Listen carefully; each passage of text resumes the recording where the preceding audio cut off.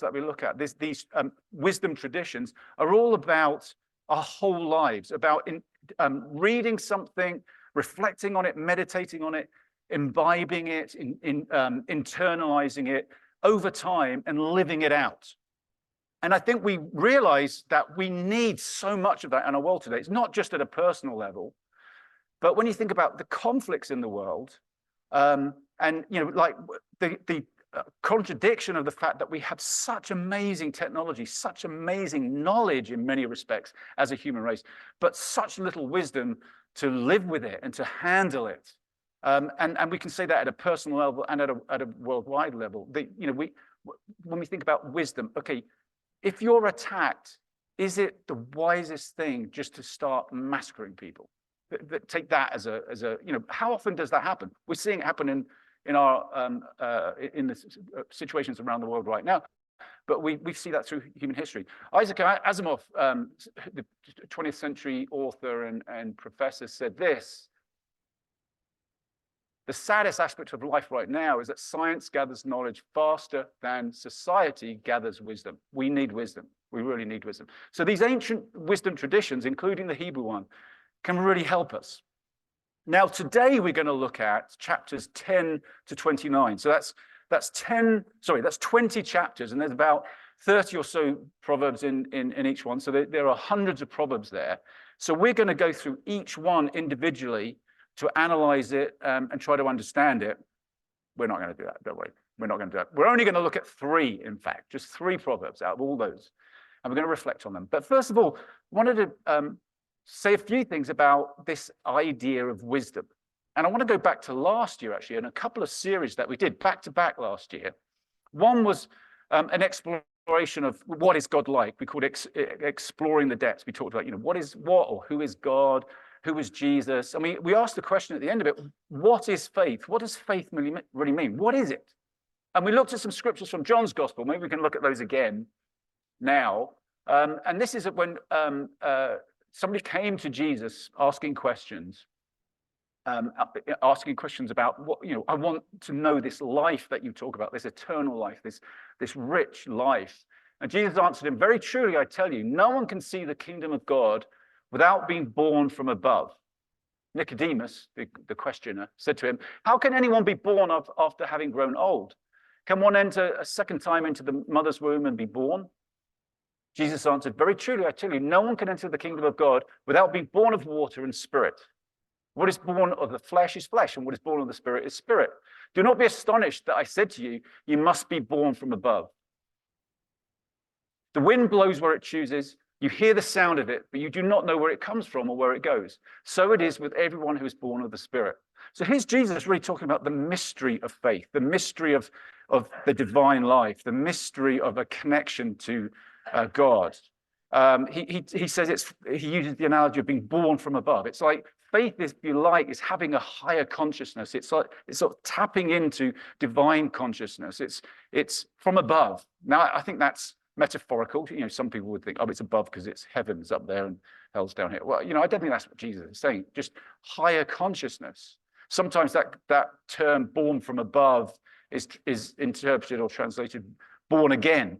That's a legit translation as well. I just think that what that tends to connotate is a one-time event. Have you been born again or not? We've all probably been asked that question.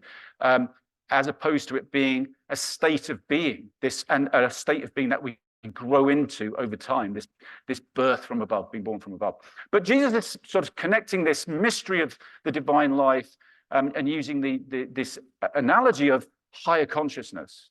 And Jesus says, if we go on into chapter 12 of John, or chapter 14, very truly I tell you, whoever believes in me will do the works I've been doing, and they will do even greater things than these because I'm going to the Father. So in other words, Jesus is saying, like, if you live with this higher consciousness, if you live this way, it's an amazing life. We can actually live out the way Jesus lived. And that gives us hope for our own lives, who we are and our struggles and difficulties, but hope for the world.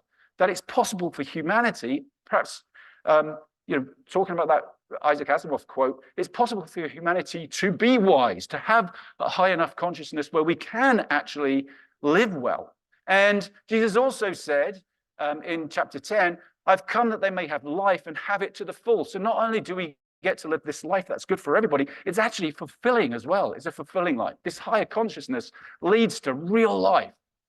Now, right after that series, we went into a series on the book of James.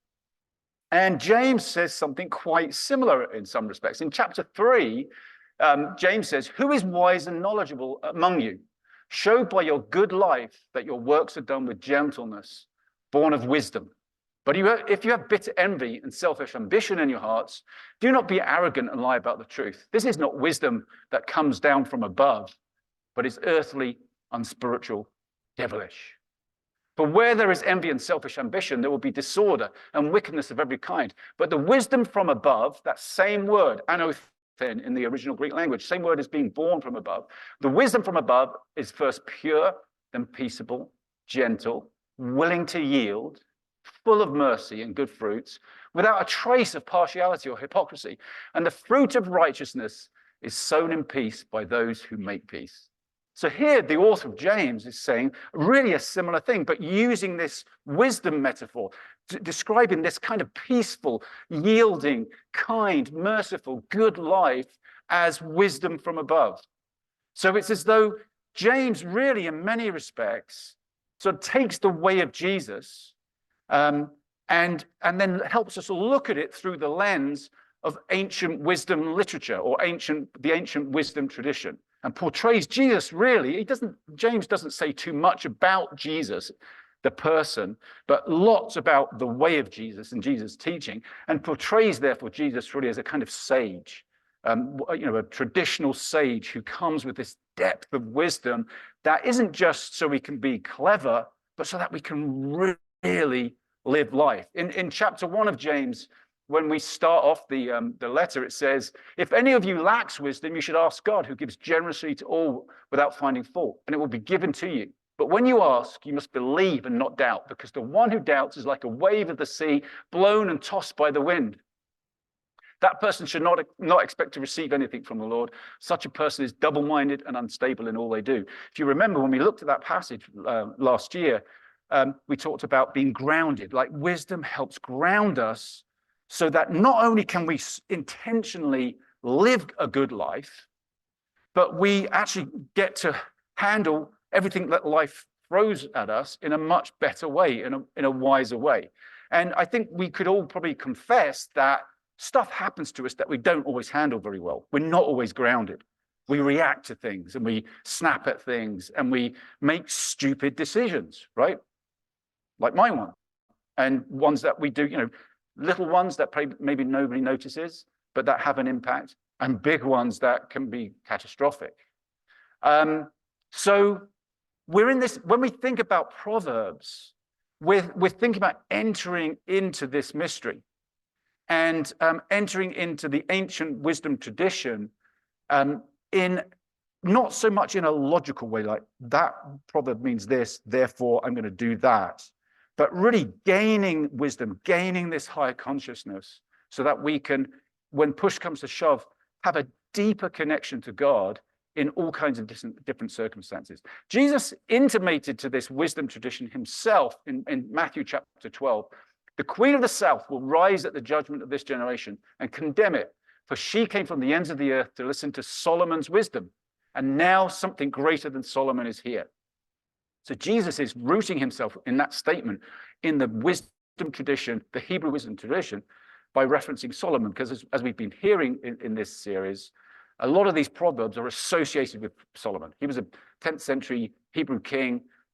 We don't know whether he actually wrote a lot of these proverbs, but they're certainly associated with him. He's viewed as being a very wise person. So let's just, since he wrote or influenced, or his tradition influenced a lot of these writings, let's just think about Solomon for a moment in that context, because Solomon was a very wise king. If you read in 1 Kings chapter 3, when he ascends to the throne from King David, he has a dream, and in the dream God says, "What? I'll give you anything you want. What do you want?"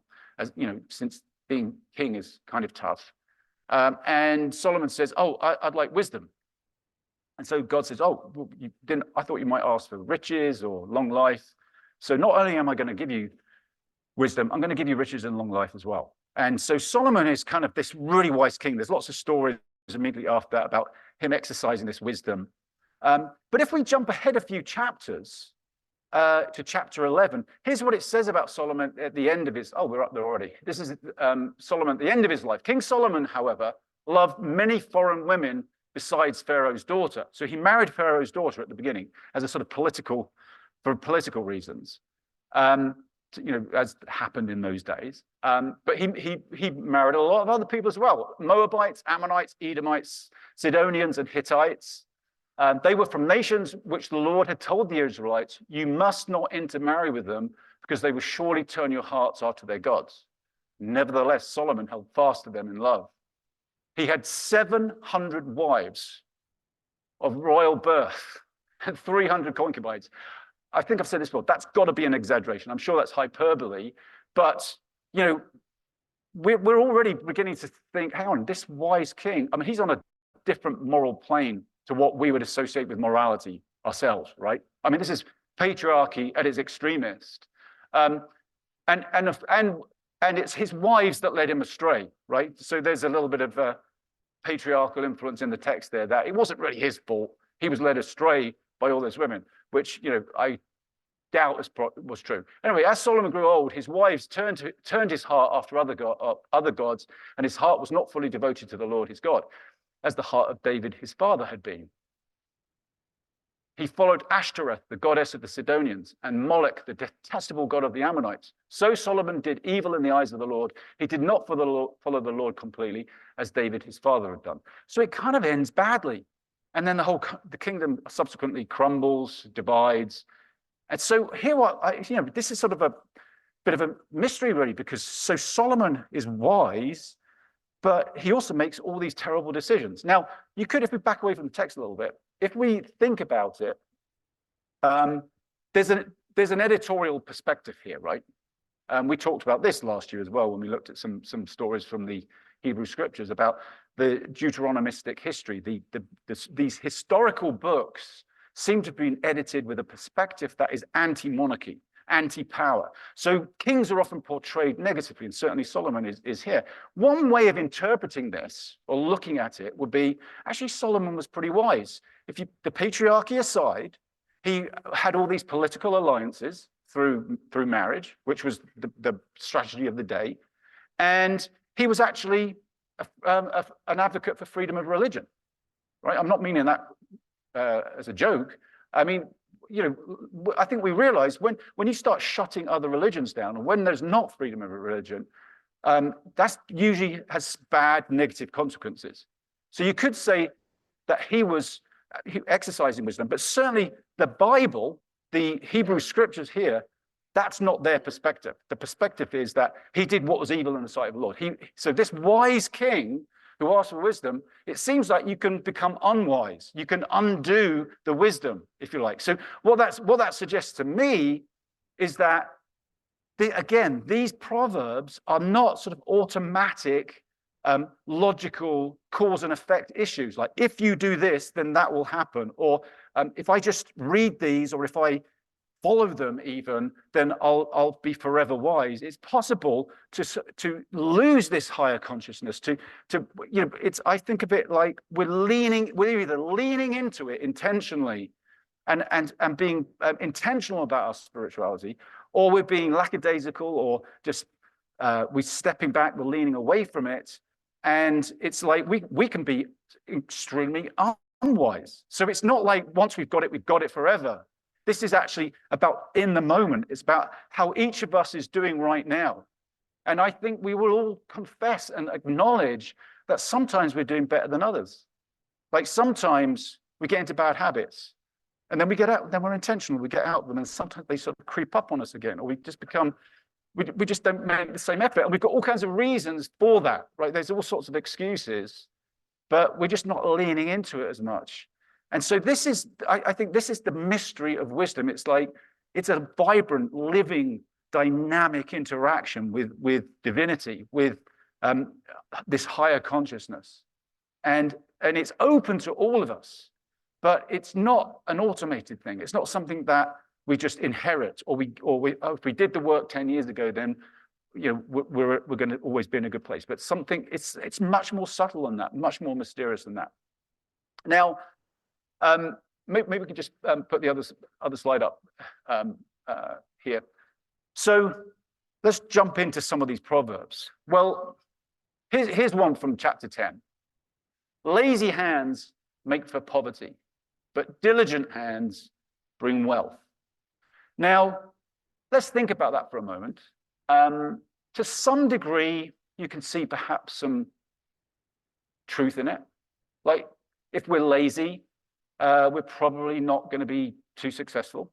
If we're diligent, if we're hardworking, we might be more likely to acquire wealth, to be successful in some kind of way. But it's not the whole truth either. So here again is some of the mystery of the Proverbs. It's true, but it's not true. Because if we take that as literally true, or as completely true, then it suggests that if you're poor, you're lazy. Or that if you work really hard, you will become wealthy. And I don't know about you, I know people who've worked way less hard than me, just being honest about it. And I'm not the hardest working person in the world, but I know some people who've worked way less hard than me, who are way wealthier than I am, right? Because it's complicated. It depends on all kinds of other choices and decisions that we make about our lives. So the danger here is that we might think, oh, if I just work harder, God's promising me that I will become wealthy. And that's not the case. The danger is we might look at poor people and think, oh, they must be lazy. And of course, in Jesus's time, this was a real problem because people thought if you weren't successful in life, it's because you'd done something wrong. Like if you were sick, if you were poor, it's because you were being judged by God because there was something not right about you. And Jesus comes turning that completely on its head. He says in Luke's gospel, looking at his disciples, he said, "Blessed are you who are poor, for yours is the kingdom of God." And Jesus was talking about poverty and not being that successful as actually meaning you had the potential to be close to the heart of God because you didn't have all these distractions of wealth or this sense of security or this sense of actually I'm successful because of what I've done and how I've done it.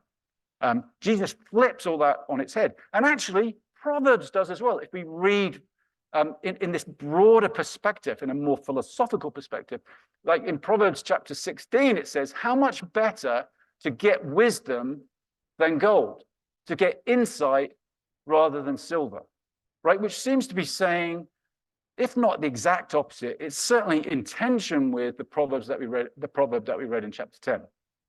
Right? So as we look at these proverbs, and as I said, we're not going to go through all of them, but as we look at these proverbs, we need to bear in mind that it's not just a logical statement of cause and effect. Like if you do this, you will have that. That's not, even though they're written like that, clearly that's not how they're to be interpreted. But maybe we can reflect and steep ourselves in these in such a way that we actually glean the wisdom that's in them, which is in tension with other aspects of the ones that we read in Proverbs and in tension with other aspects of Scripture too. We just saw that in where we're reading a statement of Jesus from Luke's Gospel. So what we're going to do over these next few minutes is just reflect on three of these Proverbs. And we're going to do that, or try to do that, in a way that could perhaps, based on what I've been sharing, we could do it in a way that's not toxic, let's say. Okay, because I think Proverbs has it would be easy to interpret Proverbs in a toxic kind of way. There's that issue, for instance, of the fear of the Lord, which we've heard about over the last couple of weeks, which could be like, oh, God's, do this and then you'll have that, but if you do that, you're going to get this, that kind of thing. And we're just afraid of God, like God is someone to be afraid of. Whereas perhaps God is just offering us life, saying, it doesn't have to be like this. This higher consciousness can help us really live, like Jesus was saying. It's also, we're not going to interpret them, as we've been saying, in this, so if I do this, then God's going to make this happen for me. It's sort of a manipulative thing, which, religion's full of that, isn't it? Religion's all about manipulation, really, rather than about love, rather than about relationship. So we're going to try and read these in that non-manipulative kind of way. Now let's just look at them. So here's three of them. We're going to look at them. I'll just share some thoughts, just my personal thoughts very briefly. But then we're going to go back to them and just meditate on them and reflect on them in a way that's going to be very personal to each of us. So here's the first one. Hatred stirs up conflict, but love covers all wrongs. So let's think about these in a very, very personal way. Right? This is about each of us, and it's going to mean something different to each of us right now. But we'll go back to that one. Hatred stirs up conflict, but love covers all wrongs. So when I look at that, I'm just going to share what that's doing for me is, I know there are people in my life right now who I judge.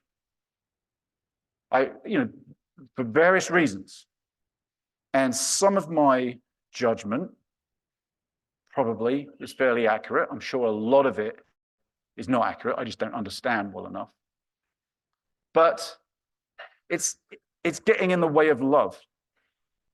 And I think this proverb to me is challenging me that what if I just let love cover those wrongs, those faults, those failings?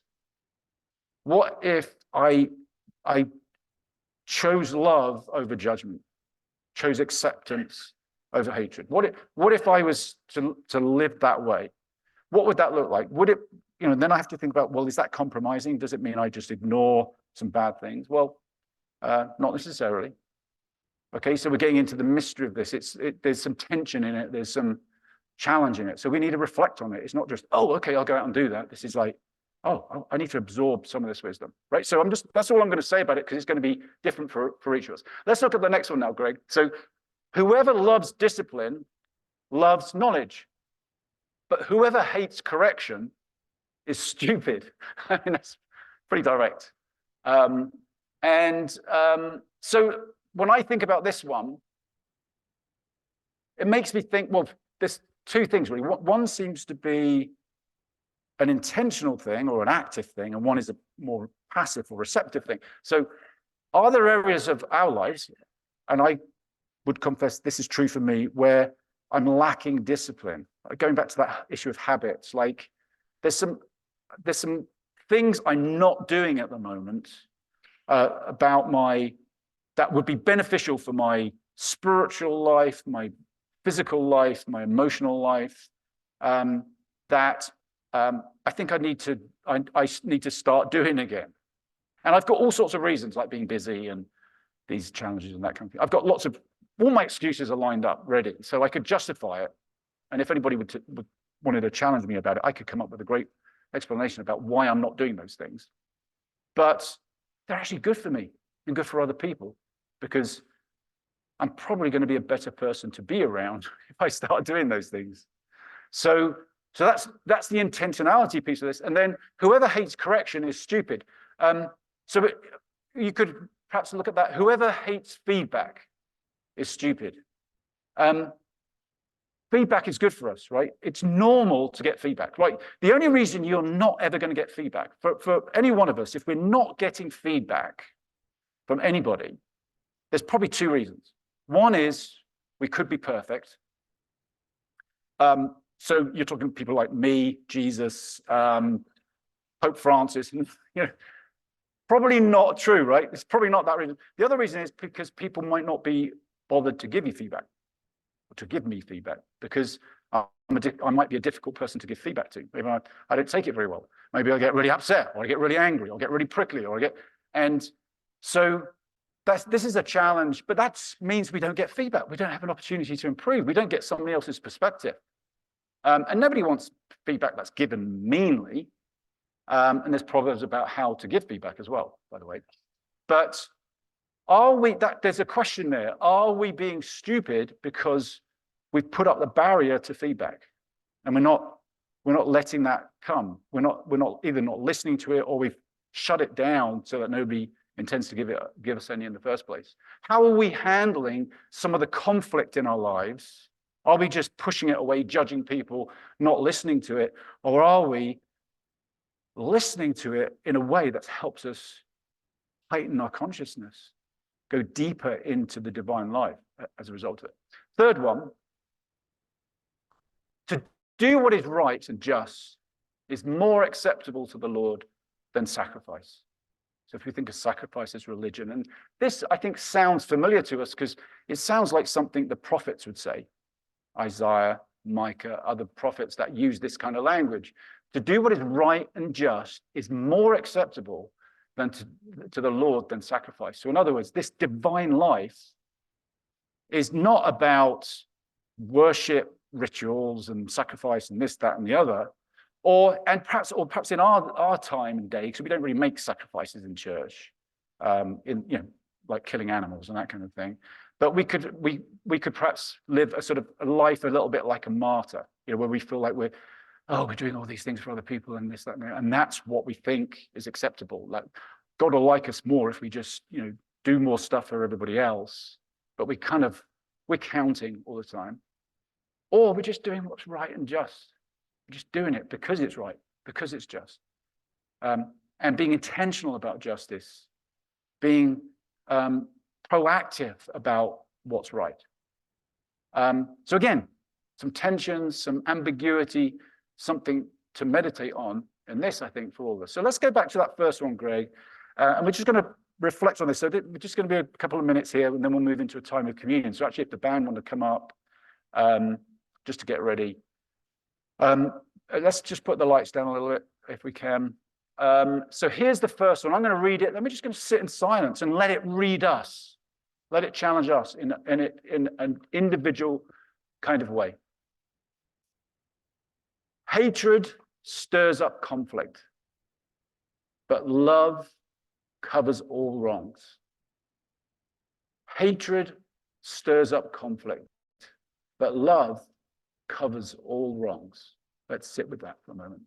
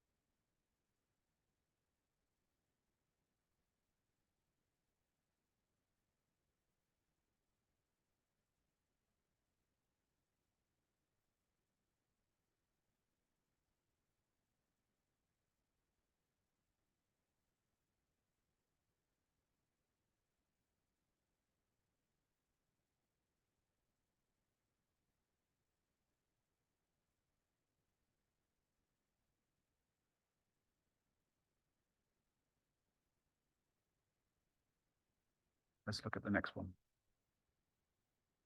Whoever loves discipline loves knowledge, but whoever hates correction is stupid. Whoever loves discipline loves knowledge, but whoever hates correction is stupid.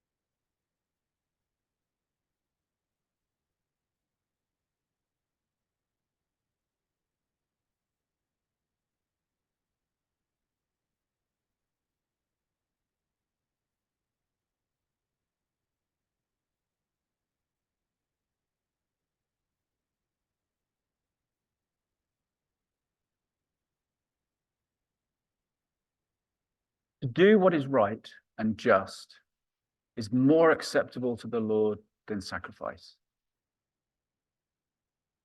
To do what is right and just is more acceptable to the Lord than sacrifice.